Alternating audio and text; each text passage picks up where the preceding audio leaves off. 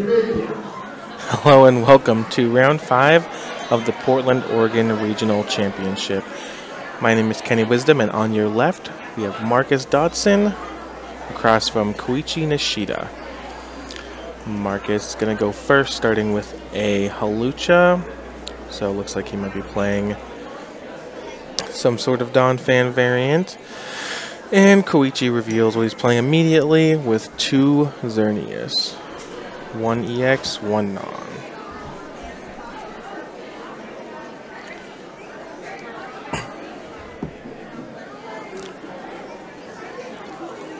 Looks like Marcus has discarded a Manectric Spirit Link, so he might not be playing a Donphan variant, or he might be playing kind of a more unusual take on the deck.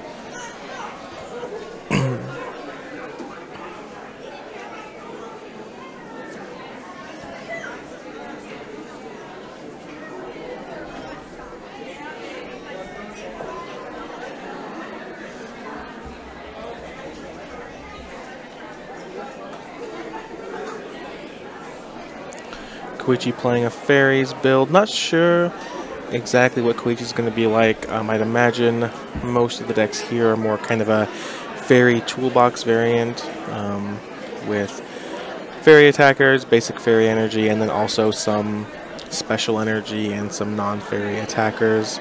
Just allows you to kind of play cards that are good against the metagame. You know, if you think there's a lot of Eviltal in your metagame, it allows you to play copies of Manectric. If you think there's a lot of Seismitoad, you can play a Grass Counter. There's just a lot of things you can do with that deck at the price of some consistency. So we see a Landorus and a Strong Energy hit the bench for Marcus. And then a Manectric, EX, and another Halucha. So this could be a Crobat deck, though I would imagine that it's probably not. It might just be some kind of big basics fighting deck. And Koichi going to go ahead and computer search away a Fire Energy and a Lysander. So it does look like he's playing some different energy types. Maybe playing a little bit different of a build than me as Charizard, which is a popular choice.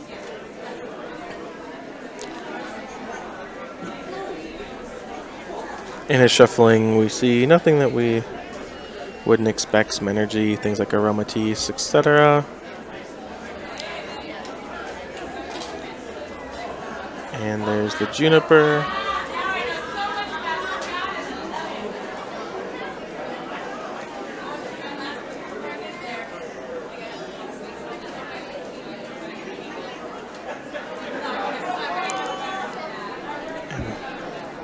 There's a copy of Fairy Energy. Gonna go ahead and Geomancy on to that Xerneas EX.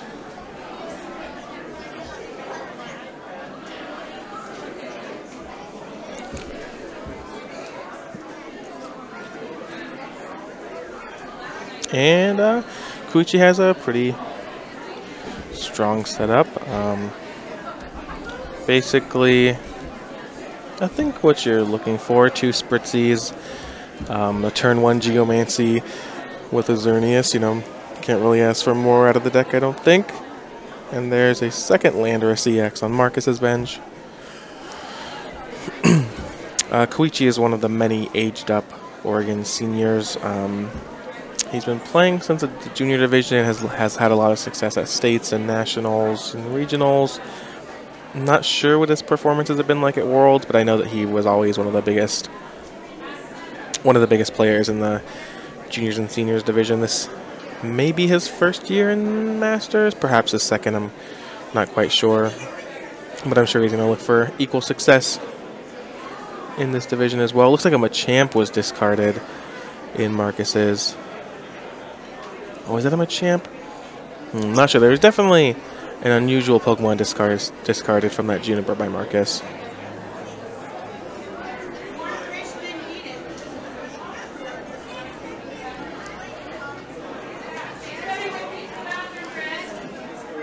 And a retreat.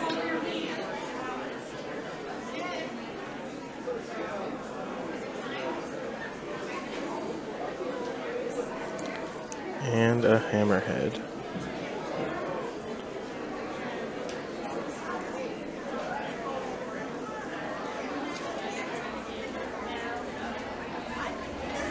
There's the Ultra Ball. And there's the Aromatisse. This is really the centerpiece of the deck. Its ability, Fairy Transfer, lets you move your energies, your fairy energies around as you'd like, similar to the Dark Trans on Hydreigon from a few sets ago, and I'm sure similar to many other abilities throughout the game. So what Koichi is going to aim to do is basically just set up his board in a way where he can have multiple attackers and hopefully not lose too much to a single knockout. He's able to put the exact right amount of energy on any Pokemon he'd like. He's able to spread his energy around, so if something gets knocked out, it won't necessarily, you know, wipe his board completely. Actually, drop some Mewtwo. Going to go ahead and promote that Xerneas EX and Fairy Transfer both of those energies over to it.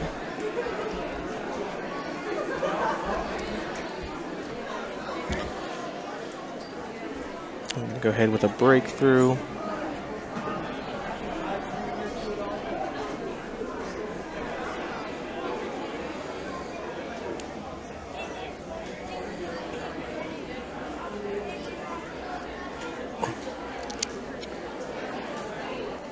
There's the Energy on Manectric. Fairy Garden gets bounced by a Fighting Stadium.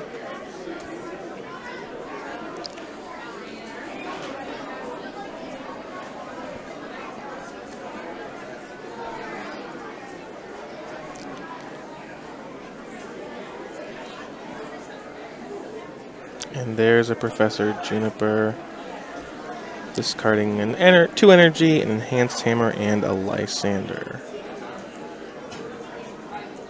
I'm really interested to see what kind of text Koichi plays. I know it can range from what I've seen in the room today, it can range anywhere from almost just mono fairy, just running basic energies and trying to attack with fairy types, or, you know, running almost no fairy energy, or actually no fairy energy and just running all rainbow-like energy cards. And we actually see Koichi's playing other basics too. He discarded a basic fire on turn 1. And there's a Hammerhead from Marcus.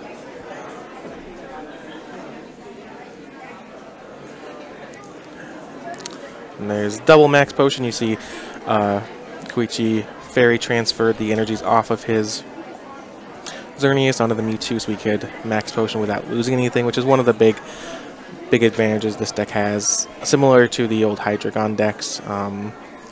You had Hydreigon, you had Darkrai, you had a plethora of other attackers that could attack with a blend energy. The blend energy at the time was Grass, Fire, Dark, and Psychic. And this deck basically has the same amount of utility, just able to move the energies however I'd like, Max Potion anything at once, and just keep your guys going. The advantage that Aromatisse has over Hydreigon is that it's a stage 1, where Hydreigon was a stage 2, so no rare candies are needed, nothing, much easier to get it out and keep it online. There's a knockout for Koichi.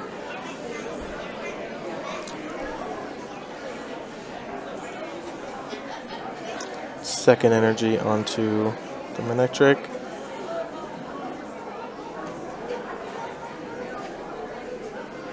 And there's the Spirit Link. And a Terrakion. I love seeing the non-EX big basics played. I remember back in the day when Terrakion was just one of the most powerful cards. It was so good versus Darkrai, and everyone was playing different Darkrai decks, and you could Terrakion energy switch them. You had Tornadus. You had a bunch of cool big basics that don't really see much play anymore. Though Terrakion has remained popular in different levels throughout time.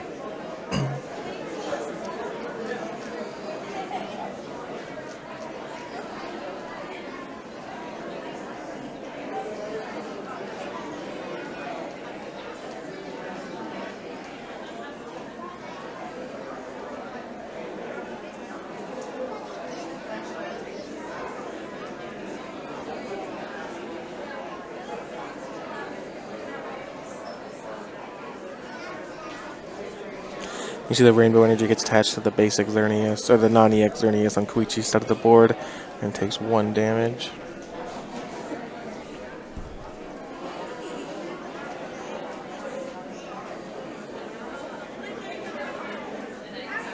And there's another max potion.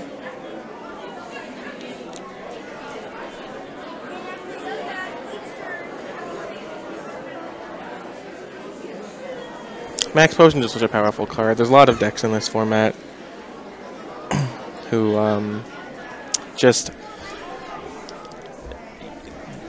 You can reset their entire turns, basically. You know, this deck actually, with the Marcus's last turn, he got to attach energy, so he's actually getting somewhere. But there are many decks where they just attack you, you Max Potion it, and it's like they didn't do anything at all. And you can just gain such a huge advantage from that. Back in the format where the Cities format where Boundaries Cross had just come out, I remember a lot of players, including myself, were playing Gold Potion in their big basics list. I mean, it was kind of unorthodox, but the idea was that the format was just such a 2-hit KO format between things like Bufalon and Landorus and Mewtwo that you remember Black Kyurem was not out yet then, and you had there's just so many 2 hits that you could just Gold Potion. And basically, you were just advanced. So, you know, they hit you, you Gold Potion them, they hit you, and then you're just ahead. Or you hit them, sorry, and then you're just ahead. And you usually would play dowsing or computers or something like that. But if you knew you were just going to be playing Mirror all day, Gold Potion was a good call. Which is interesting when you say that a card that heals 90 damage is a better call than a card that literally searches your deck for any card.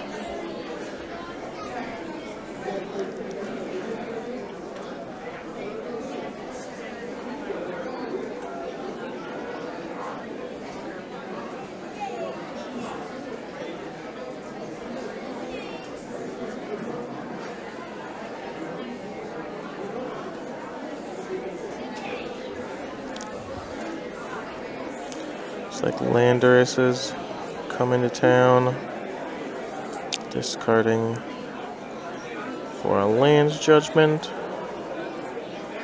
and prizes are tied at 4 and 4.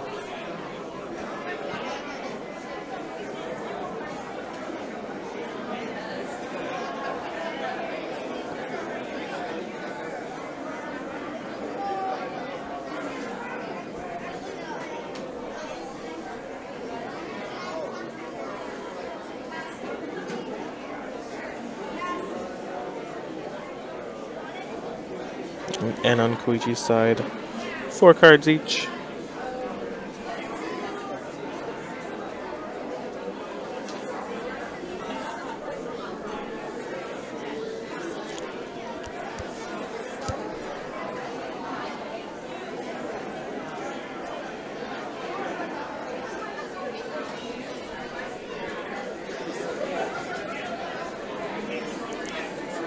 And that Landorus going up to 170 damage due to its weakness of Suicune.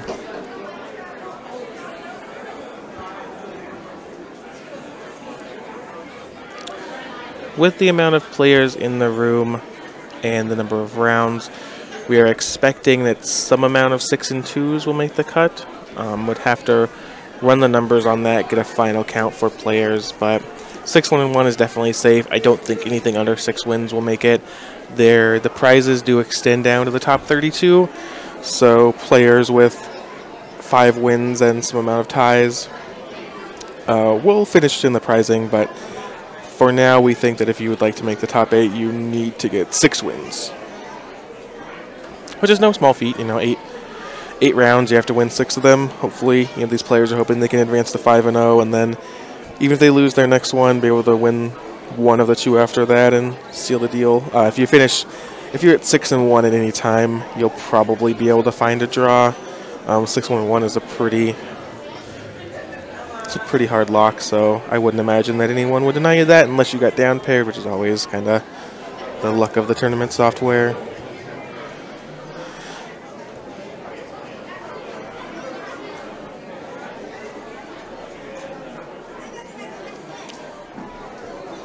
Don't know much about Marcus. Maybe we'll get an interview with him after this match and see where he's from and what he's about. There's a few of the Oregon players that I haven't that I'm not as familiar with from the past few years. That now that I haven't been playing cities as much down here, I used to come down for a couple of cities weekends a year and kind of stay at some people's houses and get some cities in down here. But now that I haven't been doing that anymore, there's a whole generation of players that aren't super familiar with, that they haven't been crushing tournaments. So interested to see his story. Also interested to see where Koichi lies as far as points are going, and to see if he can carry that junior and senior success into Masters.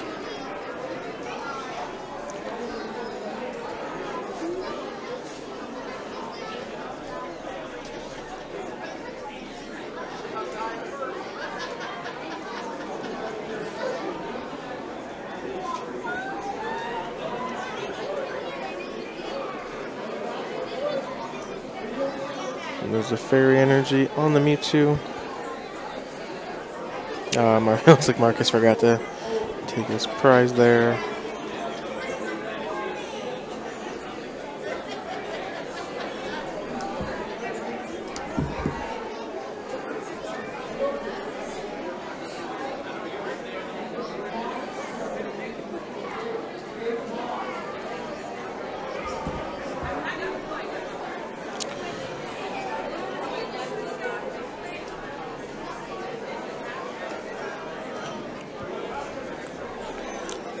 Something I really enjoy about this format is how stadiums are coming back into play. There was a long while there where your stadium didn't really matter, or you didn't even play any, or maybe there was one popular stadium. But now we've got things like Fighting Stadium, Burbank, Fairy Garden, Dimension Valley, Steel Shelter. Like, there are a few stadiums that are actually played now, and it's really cool to see that kind of flavorfully fit with the decks, and it's kind of cool for that just to be a factor as well.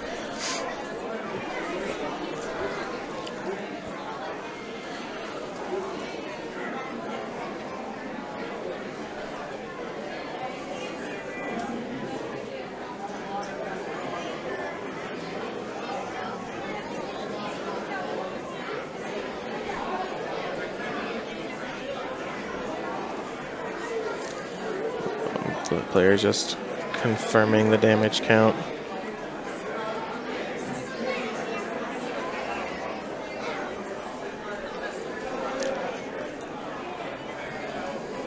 I see some people in chat talking about the new set. I haven't actually seen any of it myself, but I was told very excitedly by Simon Arode and Sam Chen last night that there were a few crazy cards.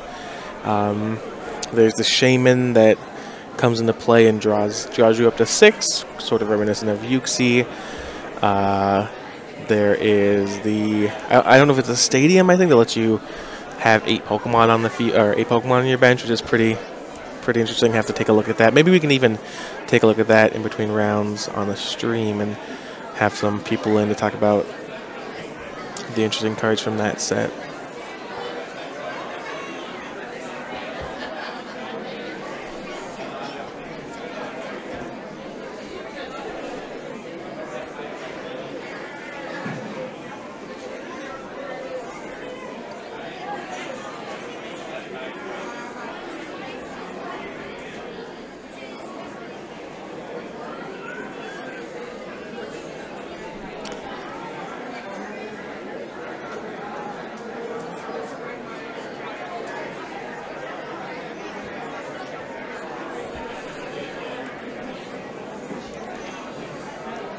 Koichi fumbling with the 2 cards in hand off of that end.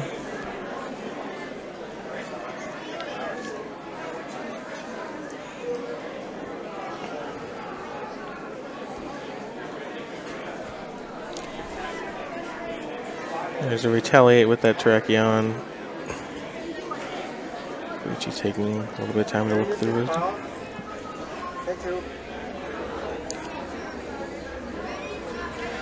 Taking some time to look through his discard pile.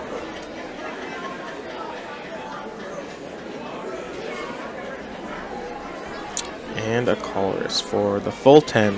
The perfect Colress, as we like to say.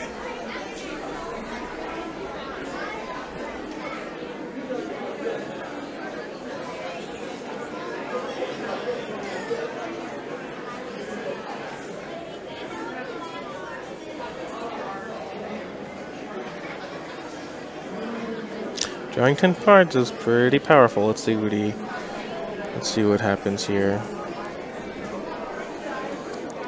Gonna fairy transfer some stuff around. And see, this is really the beauty of this deck, is that Mewtwo could very easily be knocked out, but Koichi's not really going to lose much from it. You know, he's still conserving all of those resources.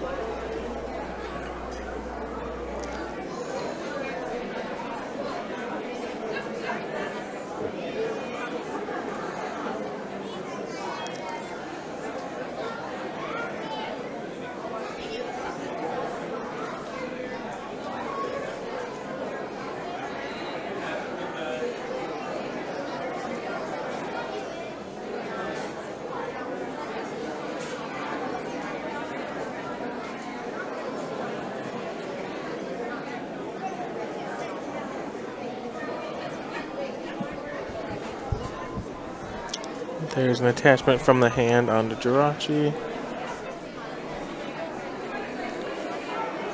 It's going to do 100 after weakness.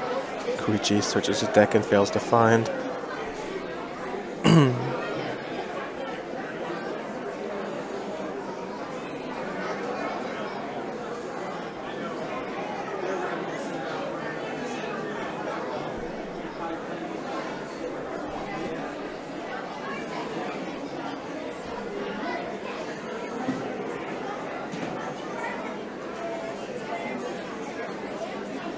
And there's a Chorus on Marcus's side. Koichi can take a look at the discard pile. Looking around the room, it seems like the majority of players are still in their matches. Still pretty early in the round. I have the pairings in front of me. Maybe we can go over some of them in between games. Ooh, Marcus with 4 cards built in his deck as well.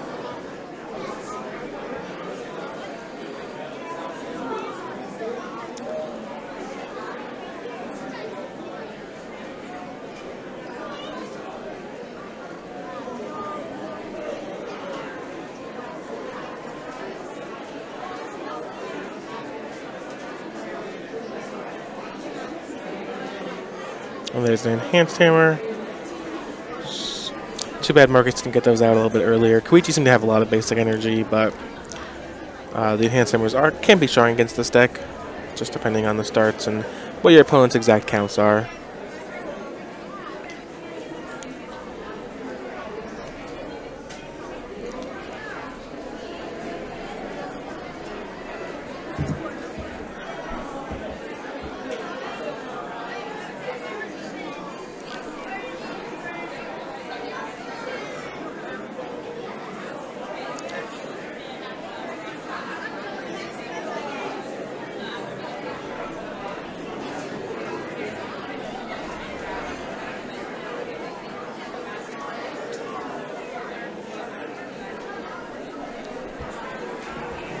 And there's the Strong Energy on the Landorus.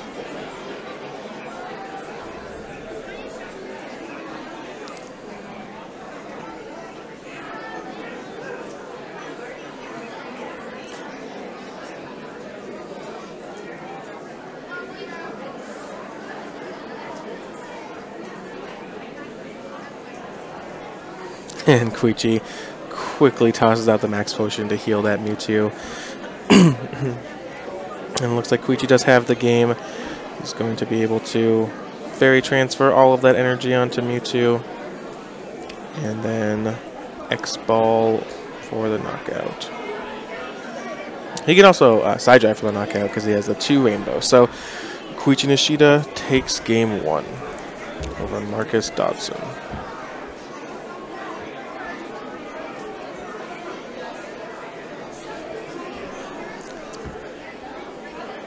So we'll see how the matchup plays out going in. I think that Koichi may just be favored because he has more options.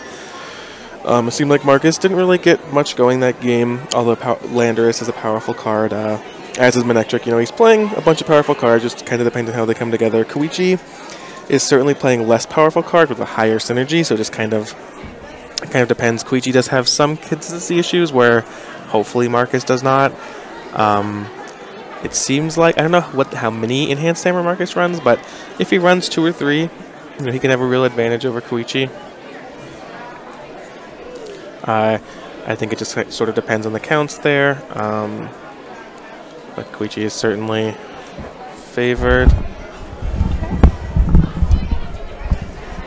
Have Serena Radu joining us in the booth. What's How's up? it going, Serena? I'm good. How's your tournament been? Good. I'm 401.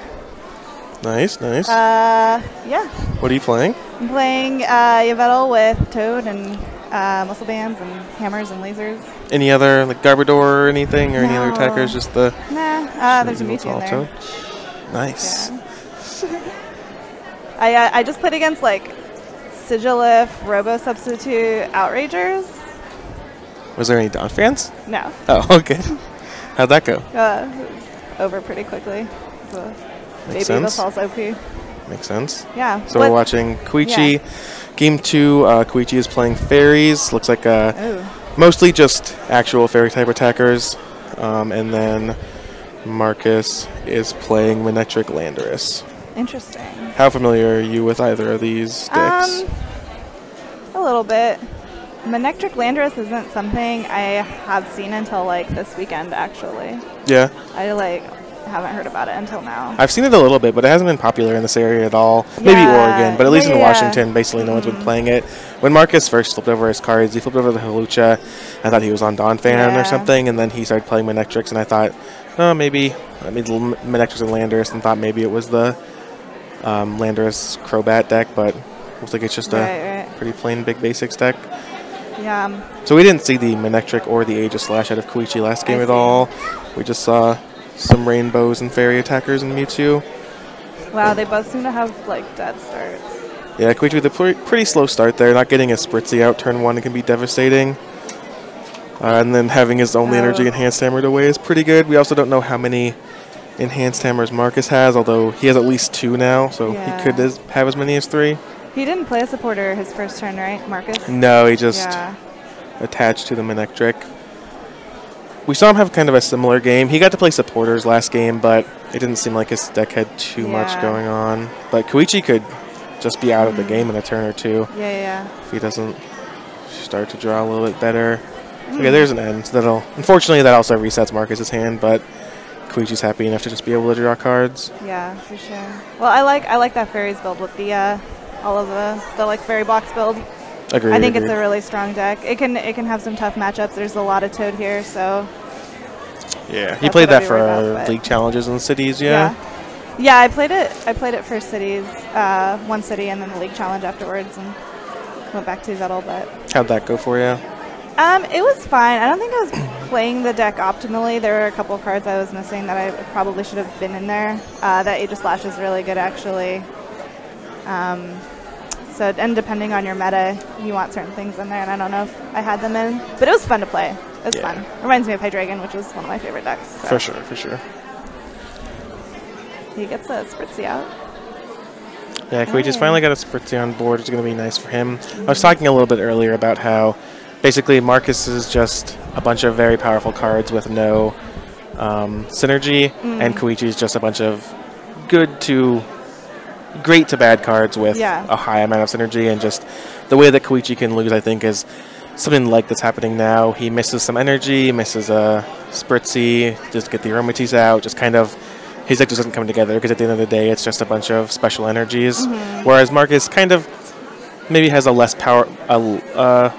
less powerful endgame, but can kind of just attack with a big Landorus for 1 energy. That's interesting. He has to, I think a good strategy for him would be to try to knock things out as, like, try to one-shot things as opposed to just, like, stacking damage just because of those max potions. Absolutely. And Fairies. That's what I'd be worried about, but... Absolutely. We saw Koichi max potion 2 or 3 times at just completely optimal times for him, which is just so hard for a deck like Landorus, which is just a 2-shot deck, essentially, to really deal with. How has the metagame been compared to what you thought it would be? I don't know. I think everything I've seen, I've pretty much expected. It's interesting that he's putting that Manectric up there, but I guess he's gonna retreat That's a Halucha. Oh, you mean Koichi? Yeah. So let's see. I played against Rosian Genesect, and I knew that was going to be big. I played against Toad Slurpuff. I knew that was going to be big. So nothing weird, nothing spicy. Seems like there's quite a bit of Crobat decks here, and a little bit more metal than I would have thought, but nothing super strange. Just maybe some strange percentages. I've noticed through playing in the Washington metagame for the past few years that it tends to be pretty centered. I think there's a little bit of everything, but at the top tables, they're pretty much the same decks that will get played over and over again. Whereas you see a lot of other areas, and there's just different people playing different decks every week, and that just doesn't really happen here.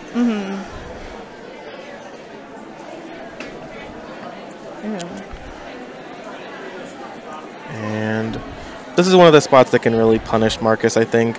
Not that he's necessarily doing anything wrong, but Koichi can easily just evolve Fairy Transfer and Max Potion it away. It just kind of takes his whole turn away. Like at that point, Marcus just didn't do anything with his turn.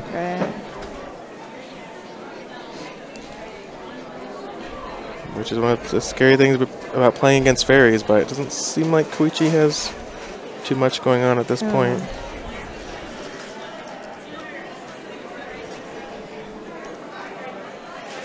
What were your specific techs that you put in, like the attackers in your Fairy deck? Oh, so let's see. I had a 2/2 Manectric line with the Manectric Spirit Link. It's really powerful. It's awesome that you get your energy back. I played a Zerny SEX, which was that card's interesting. You know, I like it and I want it to be good, but it's such a heavy, high-costing attacker for energy.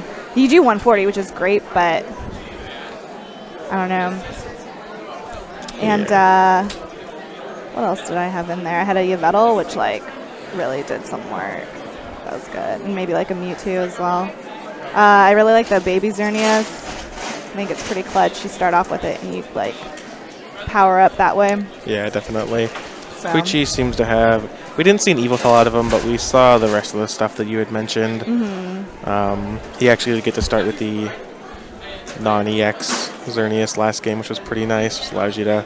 It's basically a Virizion.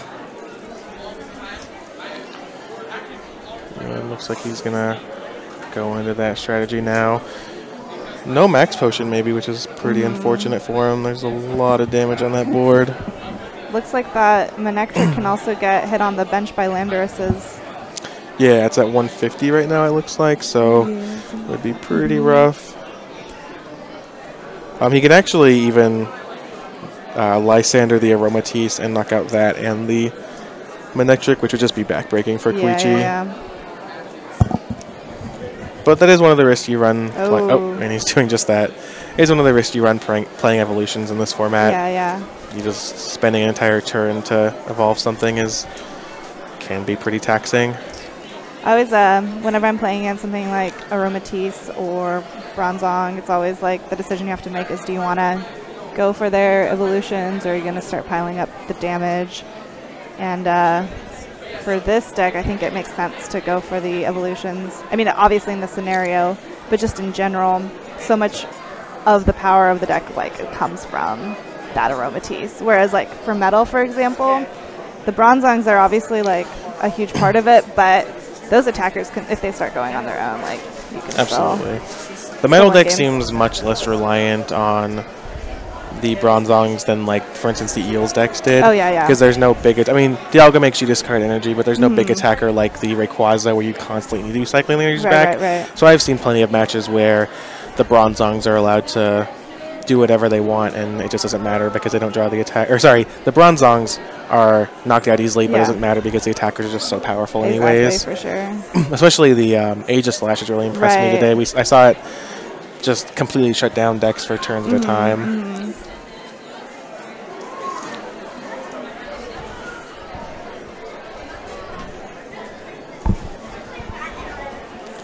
Dr. Richard Gao advances to 4-0-1.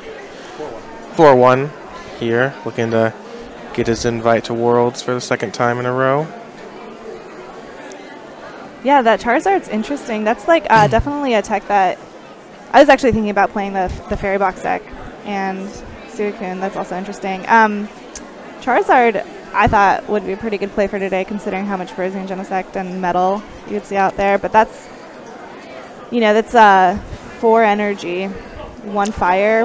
Yeah. But you can't hit Aegislash with it unless you run the fire energy. So for that deck, the question is, do you want to run basic lightning or do you want to run basic fire? I don't know that I've seen anyone run basic fire. Usually the basic lightning is the play, but Koichi's running a basic fire, actually. Oh, really? That's yeah, sick. we saw him discarded on game 1. So, I mean, I think the big decision you have to make when you decide to play Fairies is that you have to be very confident that you know your metagame. oh yeah, for sure. Because for most part, the attackers are kind of set in stone. Like, there's cards like Manectric that are just so good that you're not going to not play it. Yeah. But things like Charizard, things like Suicune, like if you misguess the metagame, you can just be completely destroyed. For sure. Because again, the idea is that your deck isn't great. It just has a lot of synergy, and so you're just able to drop a Charizard and attack on turn 1 or on 1 turn. If that doesn't happen for you, or if that's not good for you to do, it's not the best place to be. Yeah. So easy as Zerosic, knocking off that rainbow energy. And Koichi will start his turn.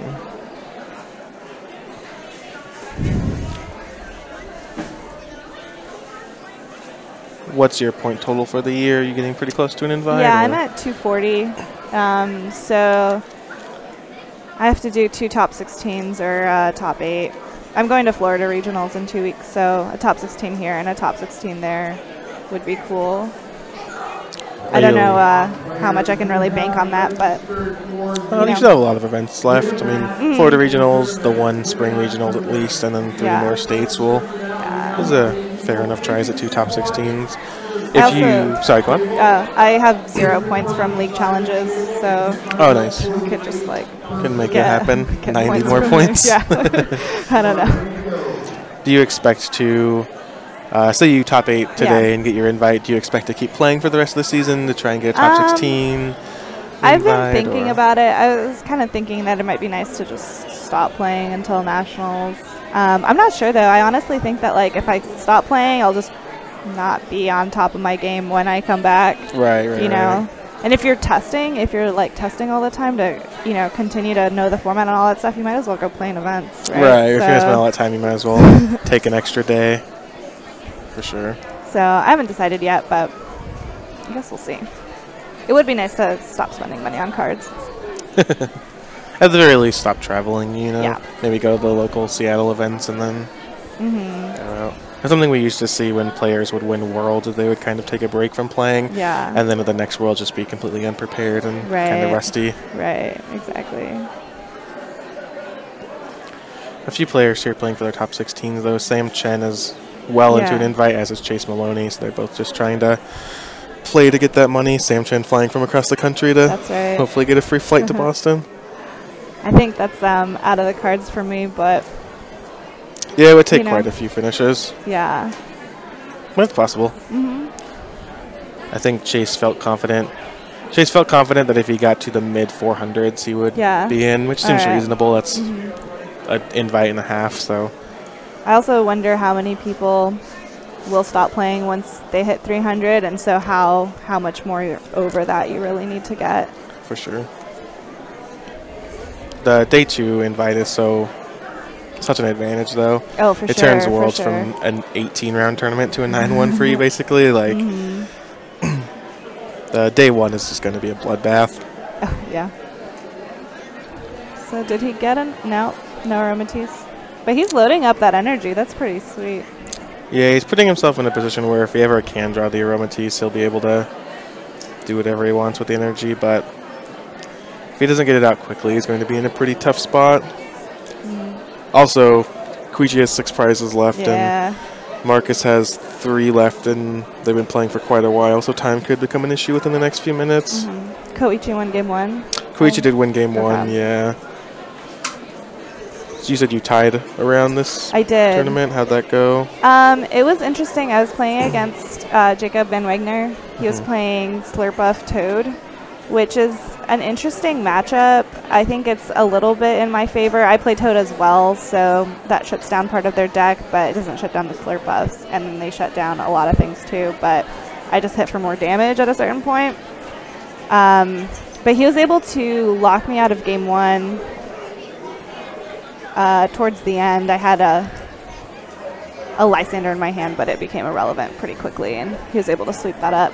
Game 2, I won, and then game 3, I would say I was on the verge of winning, but time was called and not enough turns, because those slurp ups, they just make you go down to uneven prizes, right? Like odd prizes, and definitely. you're just kind of stuck. It's interesting.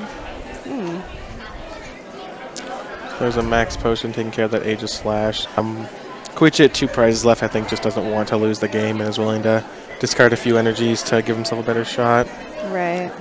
Do you think he could make a comeback here? Probably not. I just feel like anything is possible, of course, but it's just going to be pretty hard for him to have to set up the Aromatisse, especially through a Landorus. I'm not sure what resources Koichi has and hasn't used this game, but it's going to be pretty difficult, especially considering that Marcus has like a Terrakion for his Suicune and just kind of has answers, even if they're slow. Like if we see Koichi just passing here.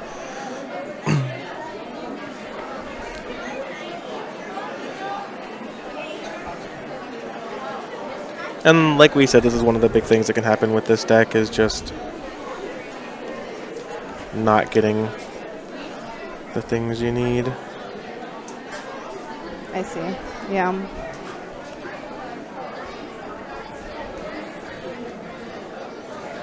So Marcus Lysander the Charizard, it looks like, doesn't have a way to win right now, but just attacks and hopes that Koichi doesn't have a way out of it.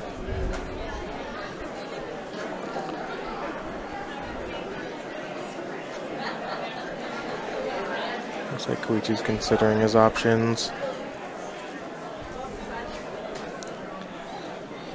Have you seen any of the new set, the next set that's I've seen a little bit of it. It seems crazy. Yeah, that Shaman EX.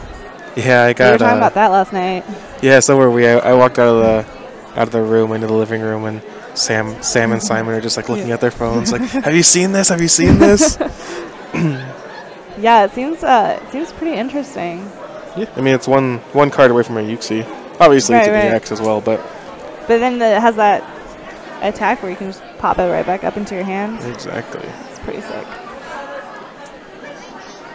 Seems like there's been a lot more, maybe not powerful, but just kind of very strange cards being printed. Oh yeah. As of late, even the cards from the Team Magma set are just like some of them are just really wacky, and this set seems to be following suit. You can play 8 benched Pokemon. That's right. I remember that. I freaked out. Because for this Fairy Box deck especially, it's something I had trouble with was bench space. It's something you really consider, especially if you want your 2 Aromatisse out. Sometimes you want to Keldeo out. Definitely. But yeah. And we see Marcus, his original plan was to just double Lysander the Charizard, but Koichi max potion the Charizard and retreat to a Suicune, and now he's kind of in the same spot. I mean, hopefully Koichi's hoping that he can retreat the Xerneas, but I think it's sort of a risky play to Lysander the Charizard there, even though you have 2 of them, just because, again, the deck is just so reliant on max potion. And if Koichi is going to win the game, he's probably going to be playing an Aromatisse. So you could very easily Lysander the Aromatisse, knock it out, and then Lysander one other small thing. But the chance of just actually winning the game by playing 2 cards is pretty appealing as well. I honestly don't know why Koichi's still playing. I mean, no offense to him, but we are pretty deep into this round. Does he think that he can get to time, maybe? Install it out? Maybe. I mean, I don't know exactly what the time is, but he did win game 1, and we've been playing. Legally stall it. Oh, of course. Of course. We've been playing for quite a long time, and it's... Right. Would you have... When would you have conceded? Quite a while ago, I think. Yeah. Considering the Aromatisse. Yeah, I don't know. I think his deck has a good matchup. It's got... That Suicune is pretty strong. The only thing you can hit it with is the Terrakion, considering how Lucha only does damage to EXs. So, and it can do a lot of damage on the Landorus. So I would have conceded a while back and just try to hurry up game 3. Yeah, because now Koichi's in a point where even if time was called right now, Marcus is still going to get an additional 2 turns, which will surely let him win the game. And then it just puts them in a spot where they're basically 100% going to tie unless one of the players doesn't draw anything. That's one of the most awkward situations, is when there's 1 minute left and you have to go to game 3 and you have to hope that you can't just stop. You have to hope your opponent doesn't draw something or somehow it works, but it's just Honestly, what I could see happening is if Koichi's able to trump card and get all of those max potions and rainbows back into his deck, he could maybe stall it out a little bit longer. But no, that's the game with the Mega Manectric. So we're going to game 3 with not too much time left on the clock, unfortunately. One of the kind of downsides of this format have just been that oftentimes when you're playing a deck like Manectric and a deck like Fairies, where you have a lot of stuff going on, a lot of decisions to make, you will win at a time. 4-0 and 1. I mean, these players could finish. They, something could go wrong, and one of them could definitely just win the game. But 4-0 and 1 is not a terrible place to be. Right, for sure. You're still undefeated. You just can't. It takes away that luxury of being able to draw in the later rounds. Right, for sure. We're pretty sure that 6 wins is going to get you in the top 8, but it's not a lock. I think that some 6-2s might miss. And at that point, you're basically saying that the next 3 rounds you can only lose 1 and no other result, and it's just... It's hard. Yeah, it's tough. You took your draw in round 3, was it? Yep. 2-0 and 1. So...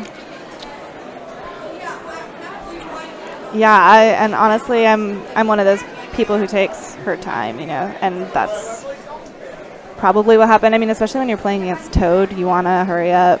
Yeah, and I just tend to overthink and debate my decisions. And had I played faster in that game, probably would have finished 3 games. Right, just been able to have a couple more turns.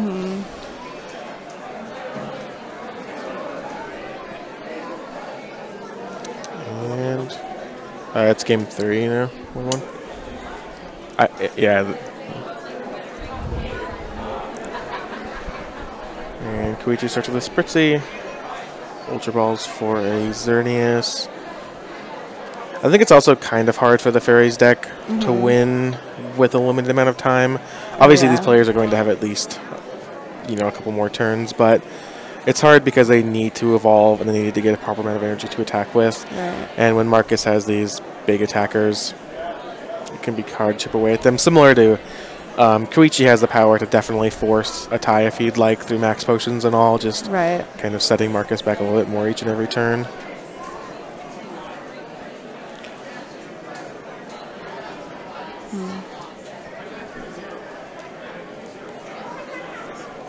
Is this Koichi's first year in Masters? I think so. I was thinking about that earlier. I don't think he was in Masters last year, but he's been playing forever. I remember when he was a junior winning states and regionals, and he's done really well at nationals. I think he top 16 worlds 1 year in seniors, so it'll be interesting to see if that skill transfers over to some success in Masters. Right. We've seen it happen before. David Cohen is an example of that. Really good senior who turned out to win the world championship in Masters. Right. And it's just quite the challenge jump. You jump from having, when you're in seniors, you can basically be assured that at least one of your opponents, maybe 2, are going to be playing a wacky deck or even something like a theme deck, you know what I mean? And you just don't have that assurance in Masters. Yeah. Which is where a lot of players end up quitting the game when they're just a senior that's used to winning everything, and then they just have a real challenge in Masters. The transition from juniors to seniors doesn't seem to be as sharp. I may have said earlier that I was 501. That's not true. It's 401. I was just thinking about that. I don't think you said 5. Okay. Did you say 5? I don't know. I knew what you meant. You played an extra round. Yeah.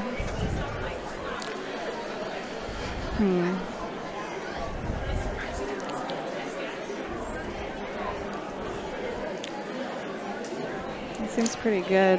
It's pretty clear that Koichi is very concerned about time, where Marcus might not be as much, because he was grabbing for damage counters and such before the attack was even announced. And a player like Koichi, even though he's been playing in seniors, he understands competitive play and knows that he does not want a draw here. It's interesting he didn't play that max potion on the bench Spritzy. I think he just junipered it away. Which is, you know, I don't know. Interesting that he wouldn't. I think he's probably just stressed out. Yeah, he's probably just trying to. Probably just trying to play as quickly as possible. He got the Aromatisse, so it doesn't matter as much anymore. But interesting.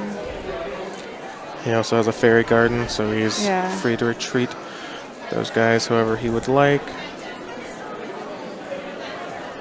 And there's a Mewtwo that won him game 1. Looks like a Geomancy's coming. Yeah, Koichi's definitely playing incredibly fast. Do we know how much time is left? I do not. I haven't been keeping track of it, but I have to assume. I think round 3 started, or sorry, round 4 started at 2:30-ish or something. So it probably ended at 3:15. So this round probably started at 3:40 maybe. So yeah, interesting. I honestly haven't felt the extra 5 minutes at all, but other than my game that I tied, all of my games have been just 2 games. So is it 55 minutes? It is 55 in this tournament. Oh, I wasn't aware of that. That's good. It's interesting. I'm glad that they did that. Yeah, I think I've petitioned for just 5 more minutes and maybe 10. I think that it doesn't need. There's people out there who want 75 minutes, which I think is fine, but is probably not necessary. I think that if, like, I've never seen a match. Well, not never, but most of the matches I've seen have come down to either player needing 1 or more turns, which translates to 30 more seconds, 1 more minute. And like you were saying in your match, it sounded like you, given a handful more of turns, would have been able to win.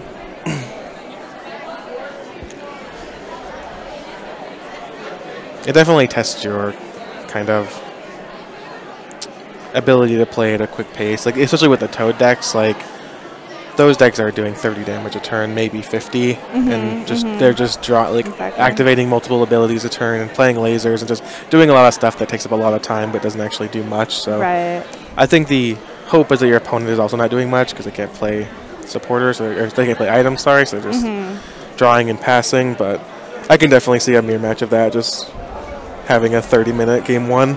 Yeah, I was testing with Paul Johnston the other day, and I was playing Toad Garb against his metal deck, and we took 3 hours for 3 games. Granted, it was testing, so we were thinking about our turns and taking our time, but it took a long time. Absolutely.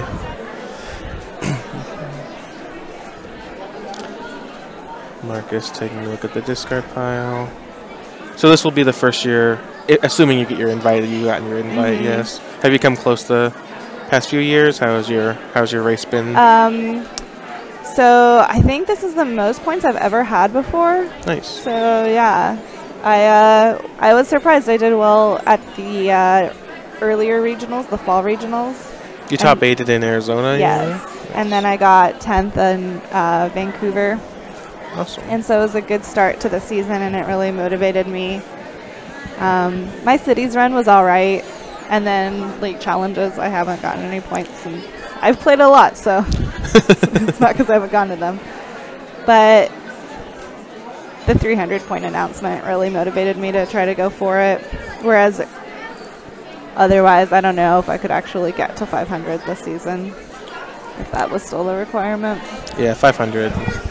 I think 500 mostly worked out, but I think that it's difficult because I feel like people often say that, like people qualified for Worlds, it was fine. Everyone who qualified deserved to be there, which isn't exactly true, but either way, I understand their sentiment. But I think the bigger issue is that most of the people who qualified for Worlds were just traveling so much. Oh, yeah. Like Tyler Nanomura went to Nationals, Utah Regionals. He went to basically every event he possibly could and barely squeaked in. And it's just, regardless of who actually qualified for Worlds, the way that they got there matters, and the experience of an average player matters. For sure. And I don't necessarily think that opening Worlds up to more players will invalidate it. What's that? That's time for one. I don't necessarily think opening Worlds up to more players will invalidate it. 300 is still it's not like you can just go to events and get 300. Like, you still have to do well. Yeah, for sure. I think it's interesting. I think it's just going to be a different kind of tournament. I know you have a lot of experience with Magic. I mean, how does this compare? It just seems like day 2 is going to be sort of a really small event, and day 1 is just going to be sort of a really big, but like kind of in a fun way. I don't know. Well, there's not a very super good comparison for Magic, but there are these tournaments called Grand Prix that are open just like a regionals. Yeah. And they have, well, that kid just dropped his dice and spilled them everywhere. Yeah. They are open and usually have 1,000+ players, and then you have to 7-2 to make day 2. And so it's sort of the same thing where there's going to be a lot of players day 1, and then day 2ing doesn't mean that you're a pro or anything, but certainly means that you know what's going on. And I can see that kind of being a similar thing at Worlds, where now it's just like whereas now you think, like, oh, I qualify for Worlds. Oh, well, you're clearly good at least. You know, you had a very good season. You may not be one of the best players, but you've done something right. And I think that maybe if they follow this format for the next few years, qualifying for Worlds will just mean that you are a solid player, and then making day 2 will be really the achievement. Yeah, for sure. Which I think is kind of fair, because it rewards more players without actually taking anything away from the very best players. Like, more players are going to get to say they played in Worlds, and they're going to have a Worlds bag and everything. And you know, if you consider yourself one of the best players at the World Championship, you should be able to 7-2 into day 2. Right, for sure. So time was called, and I don't think they can finish. Maybe. Marcus is down to 4 prizes there. Yeah, Marcus is down to 4, and Koichi is also at 4. So it's possible. Let's see.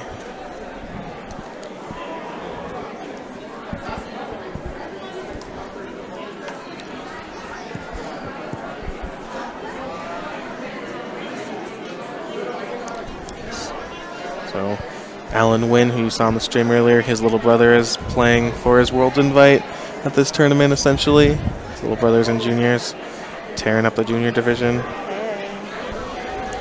Do you ever wish that you had played Pokemon as a senior or junior or anything? No, I don't. I honestly don't think my parents would have let me. Really? They would have been like, no. It is a large commitment as a parent. They definitely wouldn't have got. I don't even think I would have been able to play in high school. So they tie. And yep, there is the tie, unfortunately, for Marcus and Koichi. Jumping to 401, both of them are still very alive for the top 8. Just need to do some work from here on out. Well, thanks for joining us, Serena, and good luck in the rest of the tournament.